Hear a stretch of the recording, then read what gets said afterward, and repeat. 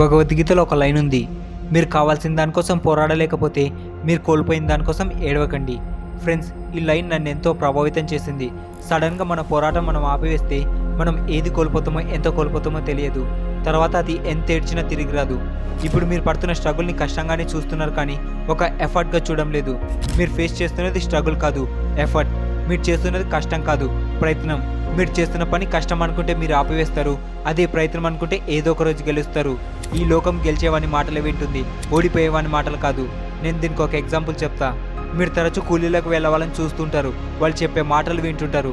అరే మేము చిన్నప్పుడు చదువుకోకని ఈ పనులు చేస్తున్నాం, చదువుకోండి అని. వాళ్ళ మాటలు మనం పట్టించుకోము.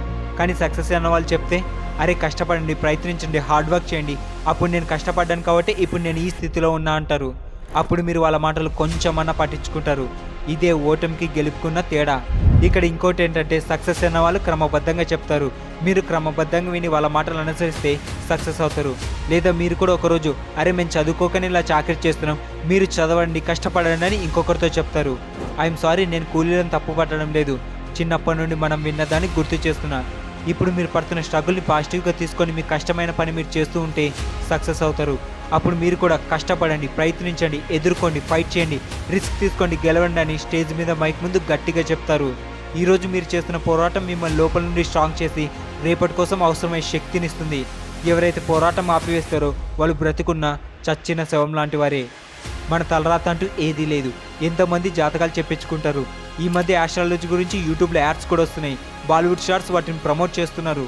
వినండి, చేతి గీతలో ఏది లేదు. ఎందుకంటే చేతులు లేని వారు కూడా గొప్ప విజయాలు సాధిస్తున్నారు. అలాగే కాళ్ళు లేకుండా ఆగకుండా వాళ్ళ ప్రయాణాన్ని కొనసాగించే వాళ్ళు ఉన్నారు. మీకు తెలుసా, వాళ్ళనే ఫాస్టెస్ట్ ఉమెన్ రన్నర్ ఎవరో? విల్మా రౌడాఫ్. ఈమెకు చిన్నప్పుడే కాలుకు పోలియో వచ్చి చచ్చుబడి నడవలేకపోయింది.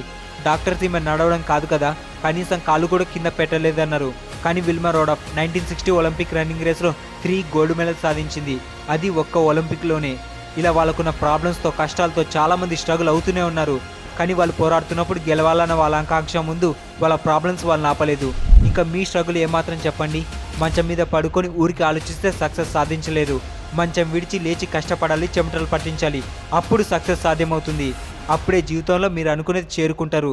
స్మార్ట్ వర్క్ చేయడం ద్వారా సక్సెస్ రాదు. ఎందుకంటే స్మార్ట్ వర్క్కి ఆలోచన చేయాలి, అండ్ ఆలోచనలో స్ట్రగుల్ ఉంటుంది. పోరాటం లేని చోట బలం, అదృష్టం రెండూ ఉండవని తెలుసుకోండి. మన పోరాటంతో పాటు ముందుకు సాగే మన సామర్థ్యం మనకు బలాన్ని ఇస్తుంది, బలం మనకి ఎనర్జీని ఇస్తుంది. మీకు పెద్ద సక్సెస్ కావాలంటే మీరు స్ట్రగుల్కి బానిస అవ్వాలి. మనం గెలవాలంటే ఓటమిని రుచిని చూడాలి, స్ట్రగుల్ యొక్క ఒగరిని, కటిక చేదుని చూడాలి. మీరు సక్సెస్ను సాధించే వరకు మీ స్ట్రగుల్ని రహస్యంగా ఉంచండి. ఎందుకంటే జనాలకు కనపడేది మీ పోరాటం కాదు, మీ యొక్క సక్సెస్ మాత్రమే. మీ సక్సెస్ నుండి వచ్చిన మాటలు ఇప్పుడు మీరు పడుతున్న స్ట్రగుల్ ఒక మోరల్ స్పీచ్ అవ్వాలి. అది విన్నవారిని కదిలించాలి, ఒక ఇన్స్పిరేషన్ అవ్వాలి. అప్పటిదాకా పోరాడండి. ఈ వీడియోని లైక్ చేసి కంపల్సరీ మీ వాళ్ళకి షేర్ చేయండి. ఎందుకంటే మీరు మోటివేషన్లో ఉంటే వాళ్ళు మోటివేషన్లో ఉంటారు. ఒక మోటివేషన్ వాతావరణం మీ చుట్టూ ఉంటుంది. అండ్ ఛానల్ని సబ్స్క్రైబ్ చేసుకోండి. తర్వాత వీడియోలో కలుద్దాం. Thank you. జై హింద్.